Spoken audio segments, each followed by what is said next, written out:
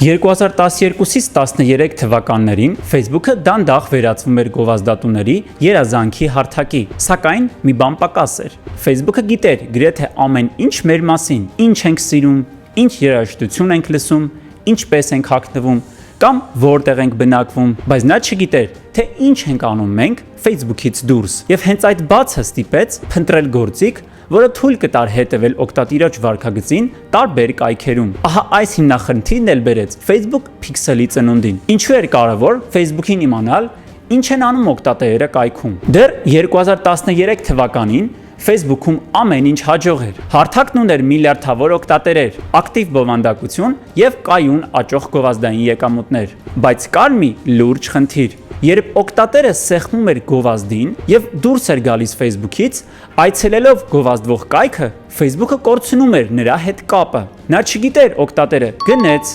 գրանցվեց, թե ընդհանրապես դուրս եկավ կայքից ոչինչ չկատարելով։ Այս ամենը նշանակում էր տվյալների բացակայություն հենց ամենակարևոր պահին։ Եվ հենց այս կետում Մարկ Ցուկերբերգը կանգնեց կենսական մի հարցի առաջ։ Հիմա ինչ։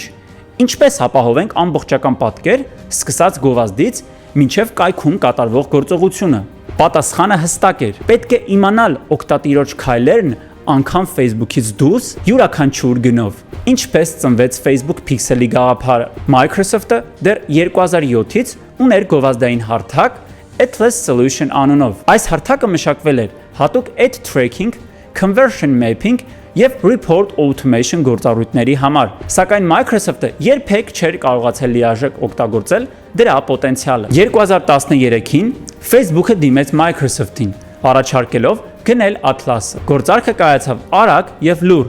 Գնման արժեքը գնահատվում է մոտ 50-ից 100 միլիոն $։ Բայց սա սովորական գնում չէր։ Facebook-ը գնել էր ոչ միայն մի տեխնոլոգիա, այլ հիմք, որի վրա կառուցվելու էր իր գովազդային էկոհամակարգի ապագան։ Atlas-ի տեխնոլոգիան ինտեգրվեց Facebook-ի ներսում, վերածվեց նոր սերնդի tracking գործիքի եւ հենց այդպես էլ ծնվեց Facebook Pixel-ը։ Իսկ ինչ է Facebook Pixel-ը իրականում։ Facebook Pixel-ը մի փոքրիկ կոդ է, JavaScript snippet ինչպես կասեն, որը տեղադրվում է կայքում։ Երբ օգտատերը մուտք է գործում այդ կայք, Pixel-ը սկսում է հետևել նրա գործողություններին, առանց որևէ աչքի ընկնող նշանի։ Ստացված տվյալները ուղարկվում են Facebook-ին եւ արդյունքում գովազդատուն կարողանում է տեսնել, արդյոք այցելուն գնեց, գրանցվեց, թե պարզապես թերթեց մի քանի էջ եւ դուրս եկավ։